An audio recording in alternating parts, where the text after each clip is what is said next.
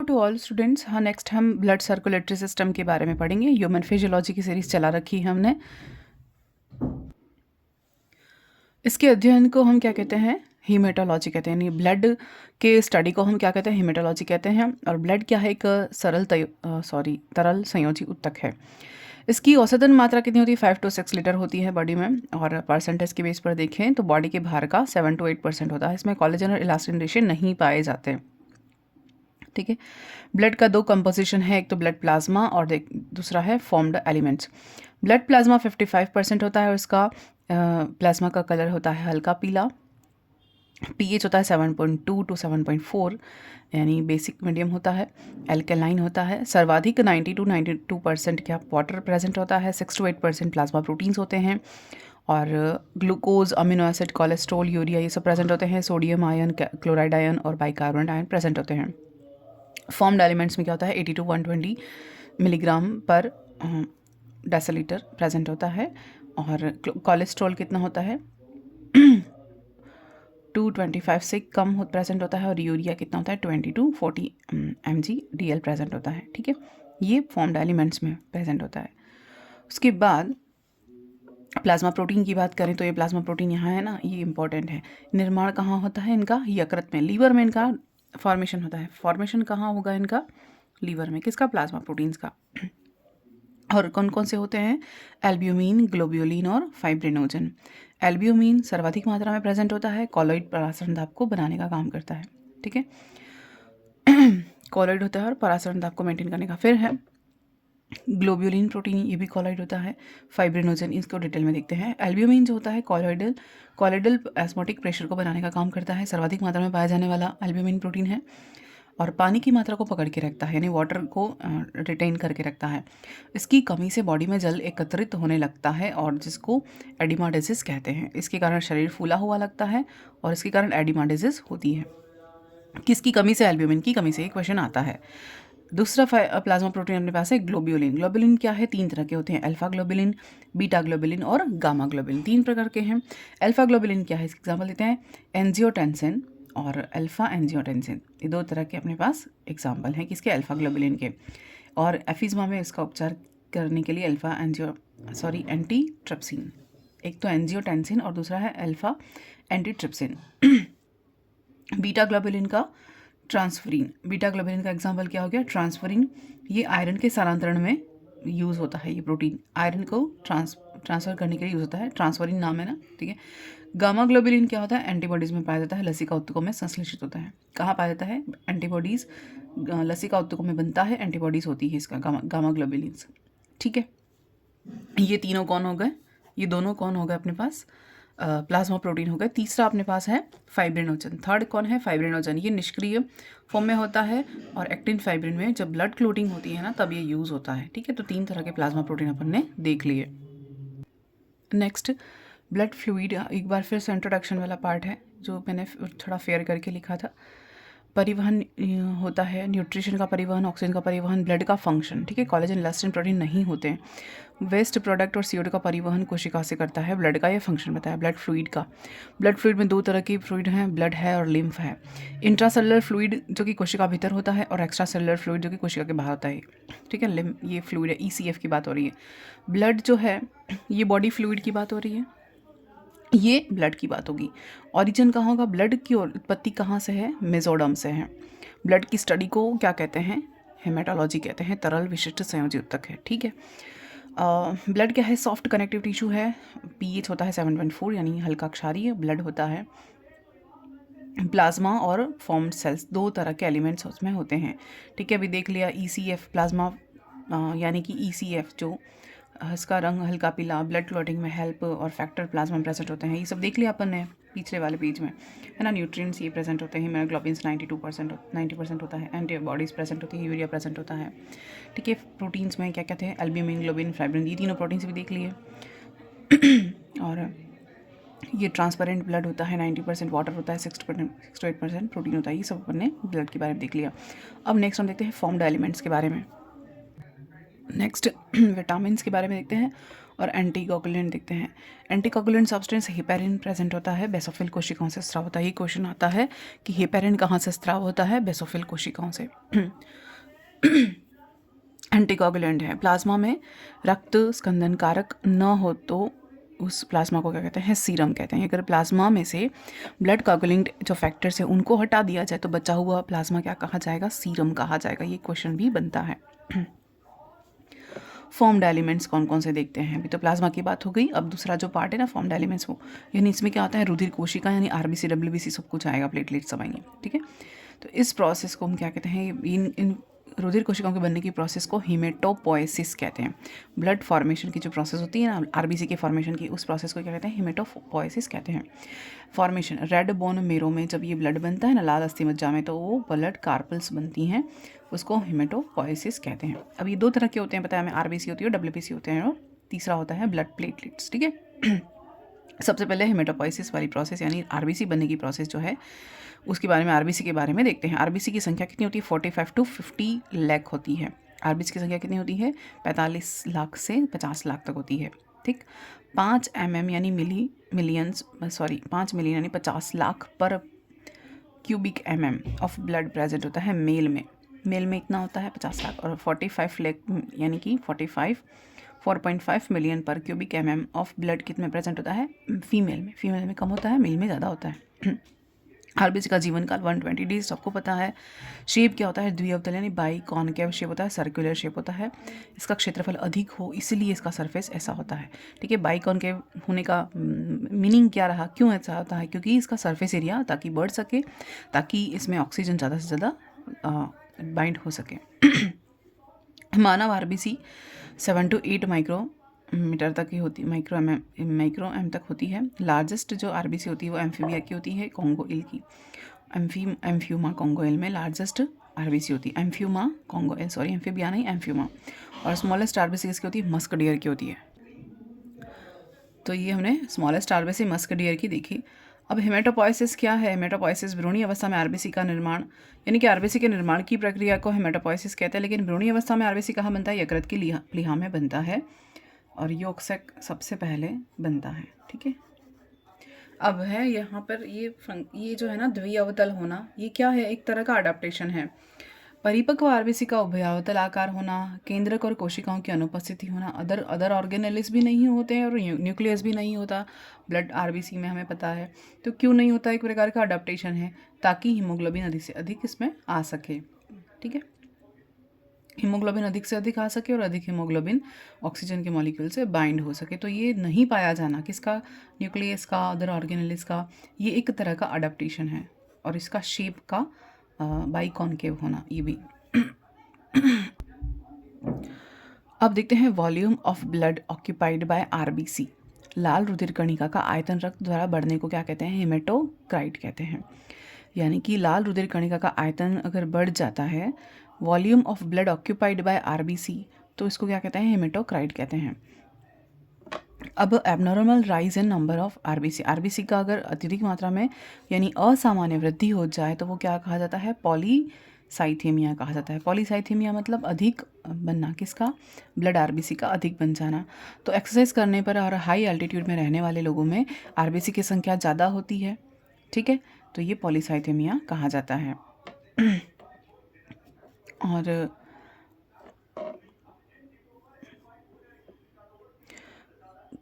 ये क्वेश्चन है कि कश्मीर में जो लोग होते हैं उनके फेस गुलाबी क्यों होते हैं? उच्च आरबीसी के कारण होते हैं। वयस्क में आरबीसी का अस्थि मज्जा में निर्माण होता है। भ्रूण में लीवर में होता है। एरिथ्रोपोइसिस निर्माण की प्रोसेस को कहते हैं। ठीक है, रक्त कणिका का जो निर्माण होता है वो हीमोपोइसिस कहा जाता है। आरबीसी और डब्ल्यूबीसी का अनुपात, ये क्वेश्चन बनता है, बहुत इंपॉर्टेंट है। आरबीसी 600 और डब्ल्यूबीसी 1, यानी 600 अनुपात 1 का अनुपात होता है डब्ल्यूबीसी का। हम देखते हैं हीम जो है वो फेरस सब्सटेंस होता है 5%, ग्लोबिन होता है 95%। हीमोग्लोबिन में 4 पॉलीपेप्टाइड चेन होती हैं, ये पढ़ा है अपन उधर। 2 अल्फा चेन होती हैं, 2 बीटा चेन होती हैं। प्रत्येक 100 ml ब्लड में 12 से 16 ग्राम हीमोग्लोबिन उपस्थित होता है। हीमोग्लोबिन में आरबीसी के परिपक्वन के लिए विटामिन B12 की फॉलिक एसिड की आवश्यकता होती है, यानी हीमोग्लोबिन में आरबीसी के परिपक्वन के लिए क्या ज़रूरी है, विटामिन B12 और फॉलिक एसिड इंपॉर्टेंट है। आरबीसी में केंद्रक नहीं होता। लाल रुधिर कणिका का निर्माण रेटिकुलोसाइट के स्टेज में केंद्रक में विलुप्त हो जाती है, यानी आरबीसी केंद्रक नहीं होता, एब्सेंट होता है। और रुधिर कणिका जो होती है आरबीसी का निर्माण की जो रेटिकुलोसाइट होती है स्टेज में केंद्रक विलुप्त हो जाता है। तो केंद्रक विलुप्त कब होता है, क्योंकि आरबीसी में केंद्रक नहीं होता, लेकिन वो जब फॉर्मेशन हो रहा है तब तो होता है, लेकिन बंद कब हो जाएगा, रेटिकुलोसाइट स्टेज में केंद्रक हो जाता है, वो गायब हो जाता है, इसलिए आरबीसी में केंद्रक नहीं होता। माइटोकॉन्ड्रिया की अनुपस्थिति के कारण केवल अवायवीय श्वसन होता है। तो केंद्रक में अदर कोशिकांग भी नहीं, आरबीसी में अदर कोशिकांग सेल ऑर्गेनेलिस भी नहीं पाए जाते। क्यों नहीं पाए जाते, तो क्योंकि अगर हो प्रेजेंट हो गए तो वायवीय श्वसन हो जाएगा उसमें, तो उसको अदर फंक्शन निपटाने पड़ेंगे। लेकिन हमारे पास मेन फंक्शन क्या है आरबीसी का, ऑक्सीजन को बाइंड करना हीमोग्लोबिन के साथ। तो माइटोकॉन्ड्रिया नहीं होता, इसलिए वहाँ पर अवायवीय श्वसन होता है, केवल वायवीय श्वसन नहीं होता। तो ये भी एक इम्पॉर्टेंट चीज़ है। नेक्स्ट देखते हैं, केमल और लामा में प्रेजेंट नहीं होती आरबीसी, है ना। तो लामा और जो केमल है, ये केमल की स्पीशीज़ है लामा, तो हम कहते हैं ना उन दोनों को छोड़कर सभी में केंद्रक अनुपस्थित होता है, केवल इनमें ही प्रेजेंट होता है। अपवाद के फॉर्म में हम इन दोनों को याद रखते हैं, एक्सेप्शन के फॉर्म में। तो इनमें भी नहीं होता, इनमें भी किसी भी स्तनधारी में केंद्रक नहीं पाया था। केवल इनमें क्या केंद्रक जो थे वो जब बने थे तब वो क्या हो गए, चपटे हो जाते हैं, इनमें भी प्रेजेंट नहीं होता। ठीक है। तो आरबीसी में न्यूक्लियस के अलावा endoplasmic reticulum, Golgi body, lysosome, mitochondria, centriole, other organelles ये सब भी नहीं होते। क्यों? क्योंकि अगर ये सब प्रेजेंट होंगे तो इसको जगह नहीं मिल पाएगी, तो इसको प्रॉपर जगह मिल पाए, हीमोग्लोबिन ज़्यादा से ज़्यादा वहाँ पर जमा हो पाए, इस कारण के लिए ये सब सारे ऑर्गेनेलिस हैं ना, वो सब नहीं होते। आरबीसी में कुछ भी नहीं होता, सिर्फ हीमोग्लोबिन के लिए जगह मिल जाती है, इसलिए। ये तो गई आरबीसी की बात। अब हम सेकंड नंबर पर लेते हैं डब्ल्यूबीसी। डब्ल्यूबीसी या ल्यूकोसाइट। ल्यूकोसाइट्स कैसी होती हैं, कलरलेस हैं, इसमें हीमोग्लोबिन नहीं होता। डब्ल्यूबीसी में हीमोग्लोबिन एब्सेंट होता है, न्यूक्लियस लॉब्ड होते हैं और स्पेरिकल शेप में हो सकते हैं। शेप कैसा होता है डब्ल्यूबीसी का, इरेगुलर ओमोबॉइड होता है। लाइफ स्पान कैसा होता है, शॉर्ट लिव्ड होता है। 6000 से 8000 cubic mm of blood present होता है यहाँ पर। इसमें कितने 6000 से 8000 तक का इसका वॉल्यूम होता है। फिर ल्यूकोपेनिया क्या होता है, अगर डब्ल्यूबीसी की कमी हो जाती है तो उसको ल्यूकोपेनिया कहते हैं। ल्यूकीमिया क्या होता है, अगर डब्ल्यूबीसी की अधिकता हो जाए ब्लड में तो ल्यूकेमिया डिजीज़ का, ये डिजीज़ है ना दोनों, ये दोनों डिजीज़ के नाम है। ल्यूकोपेनिया डब्ल्यूबीसी कम होना, ल्यूकेमिया डब्ल्यूबीसी का अधिक हो जाना। अब देखते हैं डब्ल्यूबीसी का कंपोजिशन क्या होता है। दो तरह के इसमें सेल्स होती हैं, एक तो ग्रैनुलोसाइट्स होती हैं, एक ग्रैनुलोसाइट्स होती हैं। इतना बेसिक तो सबको पता होगा और पढ़ा भी सबने है, तो सिर्फ रिविजन कर रहे हैं। सब कुछ, सबके पास कंटेंट की कोई कमी नहीं है, सबको सब कुछ पता होता है और कंटेंट हर जगह मिल जाता है। सब बच्चे पढ़ के बैठे हुए हैं, हम सिर्फ रिवीजन कर रहे हैं, सबको सब कुछ आता है, मान के चल रही हूँ मैं। और जो पहली बार पढ़ रहे हैं उनके लिए भी बहुत हेल्पफुल है, क्योंकि एकदम बेसिक से नोट्स हैं, एक एक चीज़ यहाँ पर मेंशन कर रखी है। कोशिका द्रव्य में कणिकाएं होती हैं। ग्रैनुलोसाइट्स क्यों कहते हैं, ये टोटल कितना परसेंट भाग बनाते हैं, 65% भाग बनाते हैं, ठीक है। और लॉब्ड होती हैं, पालित होती हैं। पालित या लॉब्ड प्रेजेंट होते हैं, इसलिए ग्रैन्यूल जैसा दिखाई देता है, इसलिए ग्रैनुलोसाइट्स कहते हैं, ठीक है। कोशिका द्रव्य में क्या प्रेजेंट है, कणिकाएं होती हैं।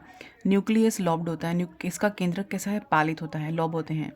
और ये 3 तरह की होती हैं, न्यूट्रोफिल्स, बेसोफिल्स, इओसिनोफिल्स।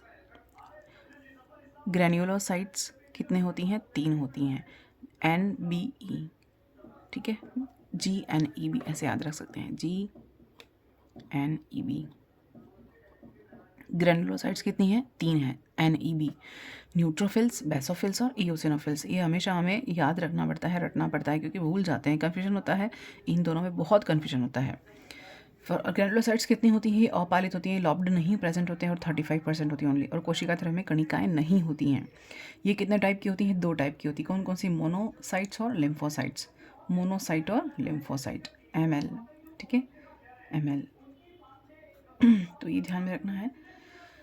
इसमें कितनी पाली होती हैं, न्यूट्रोफिल में 3 से 5 पाली होती हैं, बेसोफिल में 2 से 3 पाली होती हैं, इओसिनोफिल में 2 लॉब्ड होते हैं। 2 से 3 इसमें बेसोफिल में बेसोफिल में 2 ऐसे याद रख सकते हैं, 2 से 3, न्यूट्रो में 3 से 5 लॉब की बात हो रही है।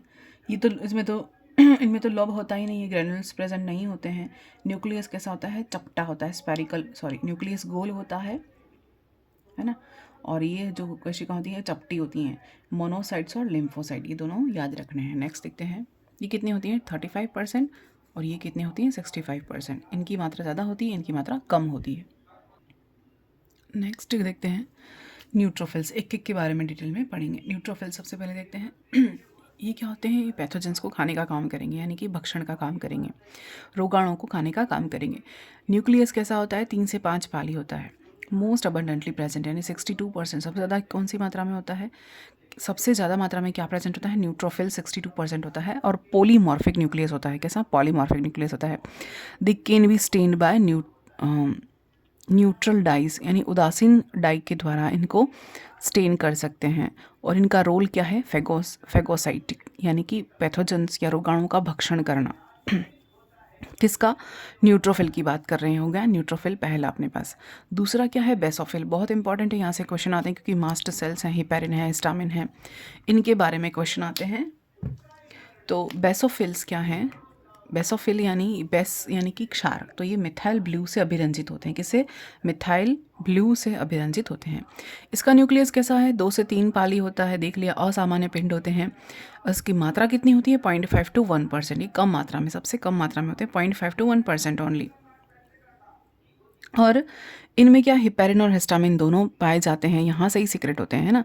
दे are associated with inflammatory reactions, यानी कि अगर इन्फ्लामेटरी रिएक्शंस के प्रति ये जिम्मेदार होते हैं। इनके कारण क्या होते हैं, जो शोथ होता है यानी कि सूजन की जो प्रक्रिया होती है वो इनके कारण होती है। ये एक तरह का रेस्पॉन्स है, सूजन आना, इन्फ्लामेशन आना, ये क्या है, बॉडी के लिए एक तरह का रेस्पॉन्स है जो बताता है कि बॉडी में किसी तरह का कोई पैथोजन एंटर किया है ना। तो बुखार आना, फिर इन्फ्लामेशन होना, ये अच्छा माना जाता है क्योंकि इससे बॉडी रिएक्ट करती है, इनके थ्रू रिएक्ट करती है। पता चलता है हमें कि बॉडी में हमारा कोई पैथोजन है, कोई डिजीज़ हुई है जिसको हमें मारना ज़रूरी है। यानी कि अगर हमारी WBC खुद एक्ट करके इम्यून सिस्टम स्ट्रांग है तो खुद ही उसको निपट लेंगे। अगर वो कमज़ोर पड़ रहा है, सेल्फ जो हमारा इम्यून सिस्टम है वो कमज़ोर पड़ रहा है, तो हमें बाहर से मेडिसिन लेने की ज़रूरत पड़ती है। तो ये एलर्जी रिएक्शन से संबंधित है। सेरोटोनिन जो होती है ये भी सिक्रेट करता है। सेरोटोनिन ये रुधिर वाहिका को सिकोड़ने का यानी कि वासे कॉन्ट्रैक्शन का काम करता है।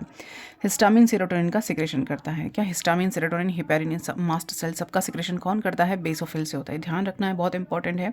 हिस्टामिन, मास्ट सेल, सेरोटोनिन, इन सबका सिक्रेशन कौन करता है, बेसोफिल कोशिकाओं से होता है। अब देखते हैं ईओसिनोफिल ये क्या है, NEB से याद रखा था ना, NEB। तो ये तीनों कौन है, NEB, ये तीनों क्या हैं, ग्रैनुलोसाइट्स हैं। NEB ये तीनों कौन है, ग्रैनुलोसाइट्स हैं। ये एसिडोफिल भी कही जाती हैं, क्या कही जाती हैं, एसिडोफिल कही जाती हैं। कितने पाली होते हैं, 2 पाली होते हैं। अम्लीय अभिरंजकों से अभिरंजित होते हैं। 2 से 3% होती है इनकी संख्या यानी मात्रा। और न्यूक्लियस बाइलॉब्ड है, देख लिया। संक्रमण से बचाने का इनका फंक्शन क्या है, संक्रमण से बचाने का। अगर बॉडी में जो भी एलर्जी हमारे बॉडी में अगर कुछ हो जाती है ना, सबसे पहले एक्ट करने वाला काम जो होता है वो कौन है, ईओसिनोफिल। एलर्जी पर शरीर में संख्या बढ़ जाती है। जब एलर्जी होती है हमारी बॉडी में तो किसकी संख्या बढ़ जाएगी, ईओसिनोफिल। ये भी क्वेश्चन बन जाता है।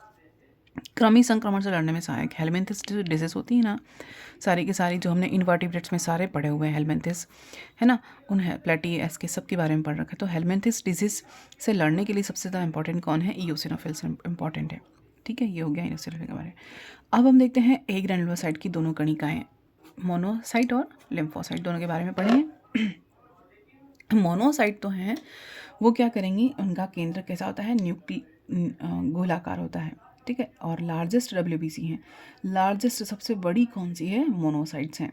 और इनका परसेंटेज कितना होता है, 5 से 6 से लेके 8% तक इनका होता है वॉल्यूम। फेगोसाइट होती हैं, इनका नेचर क्या है, मोनोसाइट का नेचर क्या है, फेगोसाइटोसिस, यानी उत्तकों में ये क्या करती हैं, मैक्रोफेज कही, उत्तकों में जाने पर ये मैक्रोफेज कही जाती है। इनका नेचर क्या है, फेगोसाइटोसिस। दूसरा अपने पास लिम्फोसाइट। लिम्फोसाइट कितनी होती है, 20 से 25% होती हैं। इनका न्यूक्लियस स्फेरिकल होता है। लिम्फोसाइटोसिस क्या होता है, एलर्जी के लिए रिस्पॉन्सिबल है। और ये इसका फंक्शन है एलर्जी के लिए। तो ये कोशिकाएं जब अलग अलग ऊतकों में जाती है ना तो उनका नाम बदल जाता है। जैसे सॉरी, ये मोनोसाइट के बारे में, ये मोनोसाइट के बारे में बात हो रही है, ये ल्यूकोसाइट के बारे में, लिम्फोसाइट्स है ना, लिम्फोसाइट। और यहाँ पर मैंने लिखा है ये TLC यानी टोटल ल्यूकोसाइट काउंट कितनी हो सकती है, 6000 से 8000 तक होती है। और एलर्जी में इयोसिनोफिल की मात्रा बढ़ जाती है। एलर्जी में किसकी मात्रा बढ़ जाती है, इयोसिनोफिल की मात्रा बढ़ जाती है। अब मोनोसाइट्स का बारे में देखते हैं। मोनोसाइट में अगर ऊतकों में ये जा रहे हैं और रोगाणुओं का भक्षण कर रहे हैं तो इसको मैक्रोफेज कहेंगे, इंपॉर्टेंट है ना। लीवर में अगर ये प्रेजेंट है तो इनको कुफर सेल्स कहेंगे। लंग्स में अगर प्रेजेंट है और रोगाणुओं का भक्षण कर रहे हैं तो उनको डस्ट सेल कहेंगे। क्या कहेंगे, डस्ट सेल्स कहेंगे, डस्ट सेल। ब्रेन में अगर हैं तो इनको माइक्रोग्लियोसाइट्स कहेंगे। ब्रेन में क्या कहेंगे, माइक्रोग्लियोसाइट्स, माइक्रोग्लियोसाइट्स। और अगर बोन्स में प्रेजेंट है रोगाणु का भक्षण कर रहे हैं तो ऑस्टियोक्लास्ट कहते हैं। क्या कहते हैं, ऑस्टियोक्लास्ट। ठीक है, तो ये सारी ये हैं मोनोसाइट ही, लेकिन अलग अलग जगह पर जाकर ही अपना अपना नाम बदल देती हैं। ठीक है, अब हम देखते हैं लिम्फोसाइट के बारे में। परिपक्वन और निर्माण और संश्लेषण अस्थि मज्जा में केवल परिपक्वन, दोनों के बारे में देखते हैं। लिम्फोसाइट कितने तरह की हैं, 2 तरह की हैं।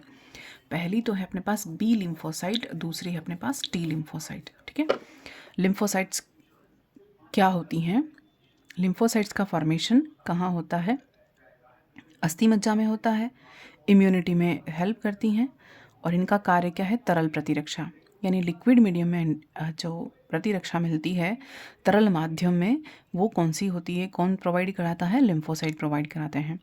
एंटीबॉडी मेडिएटेड इम्यूनिटी कहते हैं। क्या कहते हैं, एंटीबॉडी मेडिएटेड इम्यूनिटी कहते हैं, या इसको ह्यूमोरल इम्यूनिटी भी कहते हैं। और ये एंटीबॉडीज़ बनाने का काम करती हैं। प्रतिरक्षी मध्यस्थ प्रतिरक्षा प्लाज्मा में सक्रिय रूप से एक्टिव होती हैं। ठीक है, तो लिम्फोसाइट के बारे में क्या है, कौन सी लिम्फोसाइट, बी लिम्फोसाइट की। कौन सी लिम्फोसाइट की बात कर रहे हैं हम, बी लिम्फोसाइट की बात कर रहे हैं। बी लिम्फोसाइट कब कहाँ काम करती हैं, ये प्रश्न सीधा सीधा बन जाता है कि ह्यूमोरल इम्यूनिटी कौन सी सेल्स होती हैं प्रोवाइड कराने वाली, बी लिम्फोसाइट होती हैं। इनको हम क्या कह सकते हैं, एंटीबॉडी मेडिएटेड इम्यूनिटी भी कह सकते हैं। ठीक है, ये क्वेश्चन आता है। दूसरा क्या है, टी लिम्फोसाइट। टी लिम्फोसाइट क्या होता है, T lymphocyte cell mediated immunity होती है, यानी कोशिका मध्यस्थ प्रतिरक्षा, कोशिका मध्यस्थ प्रतिरक्षा। यानी कि ये तो जो है वो तरल माध्यम में प्रतिरक्षी प्रोवाइड कराती है और ये कोशिका यानी ये सॉलिड माध्यम में प्रतिरक्षी प्रोवाइड कराएगी। और इनसे जो कोशिकाएं जो होती हैं टी लिम्फोसाइट, वो कौन सी कोशिकाएं कही जाती हैं, इनकी कोशिकाएं किलर सेल्स कही जाती हैं। ठीक है, killer cells. T cells antibody नहीं बनाती बल्कि एंटीबॉडी निर्माण में सहायक हैं। टी सेल यानी ये वाली सेल जो हैं वो क्या करेंगी, एंटीबॉडी फॉर्मेशन का काम नहीं करेंगी, केवल एंटीबॉडी के निर्माण में हेल्प करेंगी। ठीक है, तो ये जो परिपक्वन और निर्माण दोनों कहाँ होता है, अस्थि मज्जा में होता है, लेकिन इसका संश्लेषण अस्थि मज्जा में होता है, केवल परिपक्वन थाइमस में होता है। संश्लेषण अस्थि मज्जा में और परिपक्वन कहाँ होता है, थाइमस ग्लैंड में होता है। ठीक है, अब देखते हैं ब्लड प्लेटलेट्स, रक्त जो बिंबाणु कहते हैं ना वो। नेक्स्ट है ब्लड प्लेटलेट्स या थ्रोम्बोसाइट्स। इनका निर्माण कहाँ होता है, अस्थि मज्जा में होता है। मेगा कैरियोसाइट कोशिका के खंडन से ब्लड प्लेटलेट्स का निर्माण होता है। तो ये भी क्वेश्चन बन जाता है कि अस्थि मज्जा में होता है किसका, ब्लड प्लेटलेट्स का फॉर्मेशन। कब होता है, मेगा कैरियोसाइट कोशिकाएं होती हैं जब वो ब्रेक डाउन होती हैं तब उसके द्वारा क्या बनता है, ब्लड प्लेटलेट्स का फॉर्मेशन होता है। ठीक है, अब इनकी संख्या कितनी होती है, 1.5 लाख से 3 लाख तक की इनकी संख्या होती है क्यूबिक mm पर ऑफ ब्लड। ठीक है, न्यूक्लियस एब्सेंट होता है। इन बिंबाणुओं में क्या होता है, न्यूक्लियस एब्सेंट होता है, न्यूक्लियस प्रेजेंट नहीं होता। और डेंगू में इनकी संख्या कम हो जाती है, सभी परिचित हैं इससे तो, है ना। डेंगू में सबसे पहले कौन सी संख्या कम हो जाती है, प्लेटलेट्स की संख्या कम हो जाती है। लाइफ स्पैन कितना होता है, शॉर्ट होता है, कुछ दिनों का ही होता है। फिर release variety of factors like thromboplastin which is important for blood clotting. इनका काम क्या है, ये क्या करती हैं, अलग अलग फैक्टर प्रोवाइड करती हैं, जैसे कि थ्रोम्बोप्लास्टिक है जो कि कहाँ हेल्प करेगा, ब्लड क्लोटिंग में हेल्प करेगा। जो हम 13 फैक्टर पढ़ेंगे ब्लड क्लोटिंग के, वो कहाँ से आते हैं, ये ब्लड प्लेटलेट्स ही होते हैं। सारे के सारे WBC कहाँ नष्ट होते हैं? लसिका तंत्र में नष्ट होते हैं। WBC की भी लाइफ स्पैन कम होती है तो वो नष्ट भी होंगे, जैसे RBC नष्ट होती है वैसे ये भी नष्ट होते हैं। ठीक है, अब देखते हैं ब्लड ग्रुप के बारे में। ABO ब्लड ग्रुप और RH ब्लड ग्रुप दोनों होते हैं, RH factor. ABO blood group क्या है? इसमें कौन सा, ये शुगर समूह पाए जाते हैं। एंटीजन A और B में कौन कौन सा है? शुगर समूह पाए जाते हैं। यानी कि एंटीजन क्या है? एक जो शुगर मॉलिक्यूल का पाया जाना। कहाँ पाए जाते हैं? RBC की सतह पर। केमिकल होते हैं दैट इंड्यूस इम्यून सिस्टम। ठीक है, और ये क्या करते हैं? रसायन अनुक्रिया प्रतिरक्षा करते हैं, ये ABO ब्लड ग्रुप जो होते हैं वो। और RH फैक्टर ये तो अलग लिखा है मैंने। हेमेटोक्रिट जो होता है वो पैक्ड सेल वॉल्यूम होता है, PCV कहते हैं। यानी कि कितने ml में कितने RBC प्रेजेंट होते हैं, वो हेमेटोक्रिट कहा जाता है। ये क्या है? एंटीबॉडी कौन कौन सी पाई जाती हैं? एंटीजन A और एंटीजन B ब्लड प्लाज्मा में। ठीक है, ये देखते हैं यहाँ पर एक चार्ट के थ्रू समझ लेते हैं। वैसे सबको पता है, कॉमन चीज़ सबको आता है ये, है ना। तो ये ब्लड ग्रुप है, एंटीजन है, एंटीबॉडी है, और ये जो दे सकता है और ले सकता है दोनों लिखा है। ए जो ब्लड ग्रुप है, ए ब्लड ग्रुप कितना होता है? 23.5% तक पाया जाता है।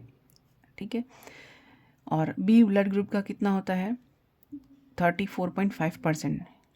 ठीक है, ए बी कितना होता है? 7। ये कम होता है। सबसे कम पाया जाने वाला कौन है? A B.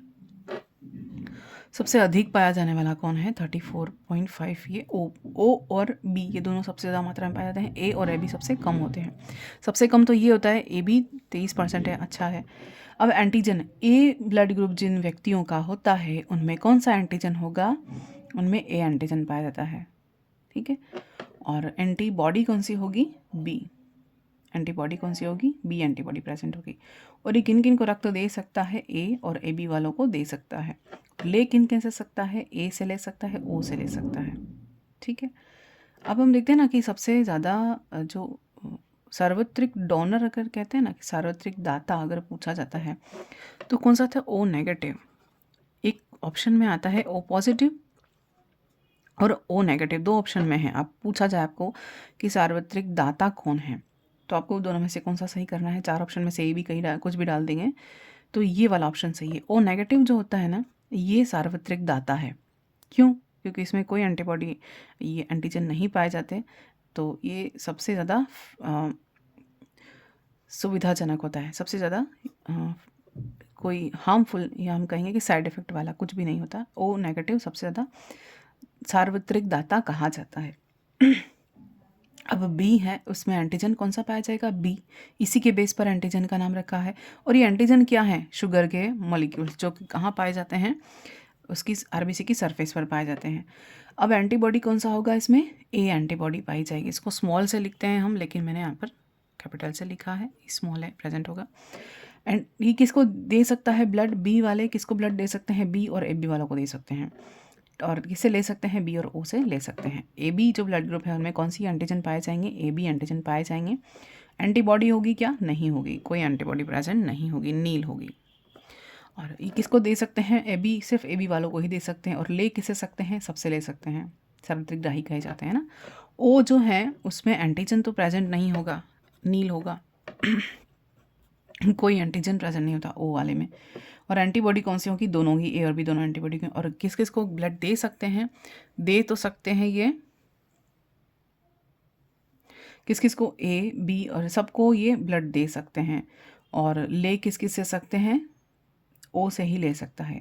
ठीक है, यदि एक व्यक्ति को गलत रक्त समूह का आदान कर दिया जाए, गलत दे दिया जाए, तो RBC आपस में चिपक जाती हैं। इसको क्या कहते हैं? कोग्लूटिनेशन कहते हैं, समूहन, एग्लूटिनेशन कहते हैं, सॉरी। ठीक है, और RH रक्त समूह जो है वो रिसस बंदर से लिया गया है, इसलिए इसको RH फैक्टर कहते हैं। RH एंटीजन प्रेजेंट होता है कितना? RH 85% और RH नेगेटिव एब्सेंट होता है RH 10 to 15%। नेक्स्ट देखते हैं, यहाँ तक हमने देख लिया था। यदि किसी व्यक्ति को गलत रुधिरादान कर दिया जाए तो RBC आपस में चिपक जाते हैं, समूहन हो जाता है। ठीक है, RH फैक्टर के बारे में देखा था कि RH एंटीजन प्रेजेंट होता है 85%, RH एब्सेंट होता है 10 से 15% लोगों में। ठीक है, जैसे अभी यहाँ देखा था ना कि ओ नेगेटिव बेहतर सार्वत्रिक दाता होता है। क्यों? क्योंकि इनमें RH प्रेजेंट नहीं होता, कोई RH फैक्टर प्रेजेंट नहीं है, इसीलिए ये बेहतर सार्वत्रिक दाता होता है। और पॉजिटिव में RH एंटीजन प्रेजेंट होता है, इसलिए पॉजिटिव का है। पॉजिटिव नेगेटिव का मीनिंग क्या है? RH फैक्टर का प्रेजेंट होना और RH फैक्टर का प्रेजेंट नहीं होना।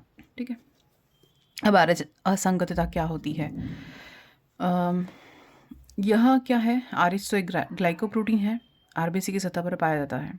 ठीक, RH पॉजिटिव व्यक्ति RH नेगेटिव व्यक्ति के संपर्क में आए तो RH positive antigen RH negative में चले जाएंगे और बॉडी में क्या प्रेजेंट हो जाएगा?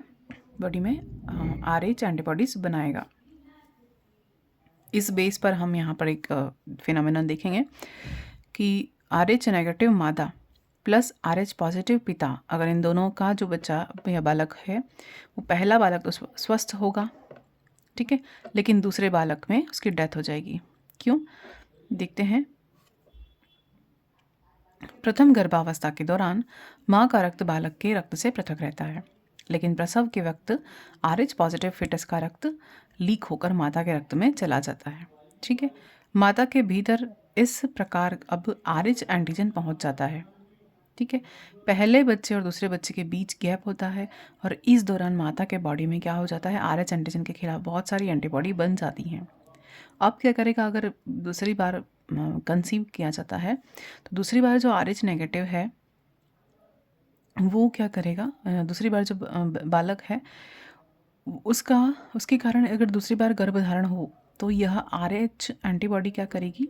जो माता के बॉडी में है वो गर्भस्थ शिशु के RBC को नष्ट कर देगी, जिसके कारण जो गर्भस्थ शिशु है उसको एनीमिया हो जाएगा और उसके कारण उसकी डेथ हो जाएगी। तो इस डिसीज को क्या कहते हैं? इरिथ्रोब्लास्टोसिस कहते हैं। क्या कहते हैं? इरिथ्रोब्लास्टोसिस कहते हैं। इरिथ्रोब्लास्टोसिस कहते हैं। फिटलिस इरिथ्रोब्लास्टोसिस फिटलिस कहते हैं।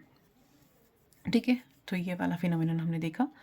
अब नोट क्या देखते हैं इस कमी को दूर करने के लिए।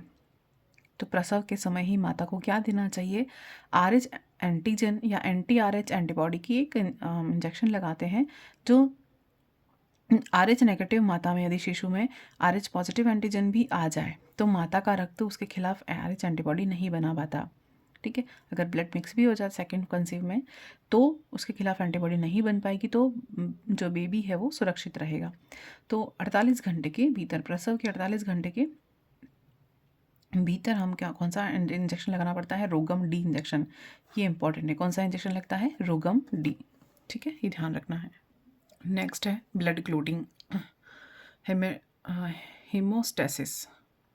ठीक है, ये क्या है? जब भी रक्त वाहिका क्षतिग्रस्त हो जाती है तो रक्त बहने लगता है, तो इसको रोकने के लिए कितने मिनट लगते हैं? 2 से 8 मिनट होते हैं रुकने में। हीमोफीलिया एक डिजीज़ है। इस रोग में क्या होता है? रक्त का स्कंदन नहीं हो पाता और ब्लड बहता रहता है और रोगी की डेथ हो जाती है। तो ये क्या होता है? रक्त स्कंदन के लिए कौन सा फैक्टर जिम्मेदार है?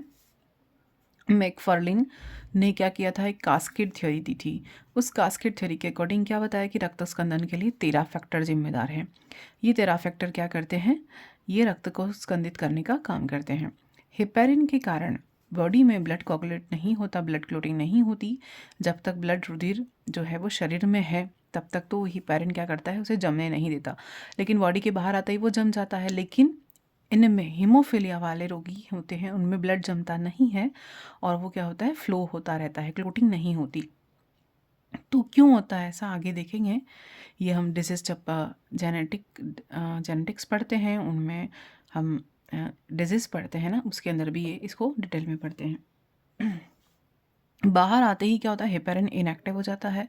विटामिन की आवश्यक होता है क्लोटिंग के लिए, प्रोथ्रोम्बिन आवश्यक है। 2 प्लाज्मा प्रोटीन इंपॉर्टेंट है, एक तो है प्रोथ्रोम्बिन, दूसरा है फाइब्रिनोजन। ये दोनों बंद कहाँ रहे? लिवर में बन रहे हैं, पहले देखा था ना।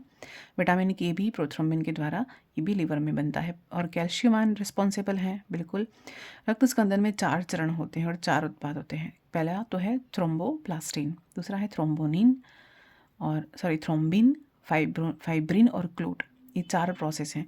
थ्रोम्बोप्लास्टिन, थ्रोम्बिन, फाइब्रिन और क्लोटिंग, ये 4 फैक्टर रिस्पॉन्सिबल हैं कौन? ब्लड क्लोटिंग के अंदर। सबसे पहली स्टेप देखते हैं। फर्स्ट स्टेप क्या है? जब टिश्यू डैमेज होगा, इंजर्ड होगा, ब्लड प्लेटलेट्स और क्या करेंगे? ब्लड प्लेटलेट्स किसको ले आएंगे? थ्रोम्बोप्लास्टिन रिलीज करेंगे। थ्रोम्बोप्लास्टिन एंजाइम थ्रोम्बोकाइनेस निर्माण के लिए आवश्यक होता है। थ्रोम्बोप्लास्टिन एंजाइम है वो थ्रोम्बोकाइनेस के निर्माण के लिए आवश्यक है। तो चोट से क्या निकलता है? थ्रोम्बोप्लास्टिन निकलता है। जैसे ही चोट लगी, स्किन डैमेज हुई तो क्या निकलेगा? थ्रोम्बोप्लास्टिन। ये क्या है? एक तरह का ब्लड प्लेटलेट है, वो रिलीज होना शुरू हो जाएगा। फिर है स्टेप 2। स्टेप 2 में क्या होता है? थ्रोम्बोकाइनेस जो निकला ना, उसके साथ क्या क्या आएगा? कैल्शियम आयन के साथ वो रिएक्ट करेगा, और ये कैल्शियम थ्रोम्बोकाइनेस जब कट लगने पर क्या निकला? थ्रोम्बोकाइनेस निकला। थ्रोम्बोकाइनेस किसके के साथ एक्ट करेगा? कैल्शियम आयन के साथ एक्ट करेगा। कैल्शियम आयन के साथ एक्ट करने पर ये क्या बना देगा? प्रोथ्रोम्बिन को एक्टिव थ्रोम्बिन में बदल देगा। ये प्रोथ्रोम्बिन क्या है? प्रो है यानी इनएक्टिव है, ये इनएक्टिव है, और ये इनएक्टिव को एक्टिव थ्रोम्बिन में बदल देगा। कौन? थ्रोम्बोकाइनेस किसके साथ मिलकर? कैल्शियम आयन के साथ मिलकर। ठीक है, स्टेप 2 देख ली। स्टेप 3 क्या है? ये थ्रोम्बिन बना दिया ना, ये अब ये थ्रोम्बिन क्या करेगा? सॉल्यूबल प्रोटीन फाइब्रिनोजन को इनसॉल्युबल फाइब्रिन में बदल देता है।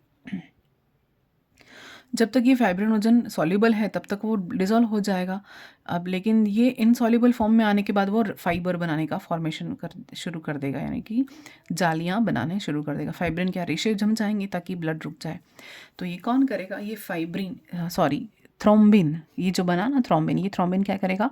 सॉल्युबल प्रोटीन एक है फाइब्रिनोजन, इसको इनसॉल्युबल फाइब्रिन में कन्वर्ट कर देगा। ठीक है। स्टेप 4, ये जो इनसॉल्युबल फाइब्रिन बना ना, ये इनसॉल्युबल फाइब्रिन क्या करेगा? रक्त में फंस जाएगा। ब्लड जो सेल्स है ना, उसमें फंस जाता है। फाइब्रिन है ना, फाइबर लाइक स्ट्रक्चर होगी, तो ये क्या करेगा? फंस जाएगा तो ब्लड क्या है? क्लोट हो जाएगा, ब्लड बाहर आना बंद हो जाएगा। कितना समय लगता है? 2 से 8 मिनट का समय लगता है। सामान्य लोगों में, हीमोफीलिया में नहीं होता। ठीक है। अब ये फिर से एक बार स्टेप हमने यहाँ डिटेल में एक रिएक्शन के फॉर्म में देख लेते हैं। जब डैमेज हुआ या इंजर्ड हुआ स्किन या टिश्यू, तो वहाँ जो ब्लड प्लेटलेट्स प्रेजेंट होंगी ना, वो क्या निकालेंगी? वो थ्रोम्बोप्लास्टिन को रिलीज़ करेंगे। थ्रोम्बोप्लास्टिन किसको रिलीज़ करेंगी? थ्रोम्बोकाइनेस एंजाइम की प्रेजेंस में थ्रोम्बोप्लास्टिन रिलीज़ होगा। ठीक है। और ये स्टेप 2 में क्या है? ये थ्रोम्बोकाइनेस कैल्शियम के साथ मिलकर क्या करेगा? इनएक्टिव प्रोथ्रोम्बिन को किस में कन्वर्ट करेगा? थ्रोम्बिन में कन्वर्ट करेगा, एक्टिव थ्रोम्बिन में। अब ये थ्रोम्बिन यहाँ प्रेजेंट है, तो फाइब्रिनोजन जो है ना इनएक्टिव फॉर्म में, वो थ्रोम्बिन की प्रेजेंस में क्या बना देगा? फाइब्रिन बना देगा, इनसॉल्युबल एक्टिव फाइब्रिन बना देगा। ये फाइब्रिन क्या करेंगे? ब्लड की आरबीसी में फंस जाएंगे तो क्या बन जाएगा? क्लोट बन जाएगा। ठीक है, तो रक्त बाहर आना बंद हो जाएगा। तो ये पूरा प्रोसेस है।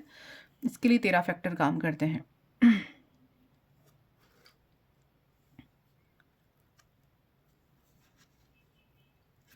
अब है ह्यूमन ब्लड ग्रुप। बहुयुग्म विकल्पिता का अच्छा उदाहरण है। जो जेनेटिक्स में पढ़ते हैं ना, बहुयुग्म विकल्पिता, मल्टी एलिल, सबसे बेस्ट एग्जांपल है ब्लड ग्रुप मानव का रक्त। जेनेटिक्स में इससे बहुत सारे प्रश्न बनते हैं। एक जीन के 2 से अधिक स्वरूप या विकल्प या एलिल बन सकते हैं, है ना। तो ह्यूमन ब्लड ग्रुप में कंट्रोल करने के लिए कौन कौन से जीन है? 3 विकल्प हैं ब्लड ग्रुप के लिए। IA, immunoglobulin A, immunoglobulin B और इम्यूनोग्लोबिन नॉट, यानी ये कुछ भी नहीं है, और ये I, ठीक है, इसको भी कह सकते हैं। तो इस तरह से ये रिस्पॉन्सिबल है।